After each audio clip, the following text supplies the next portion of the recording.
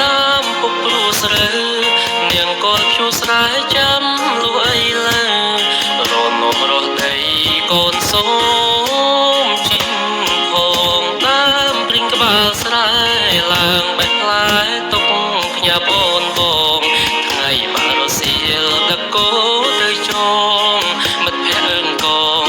សប្បាយរួមគ្នា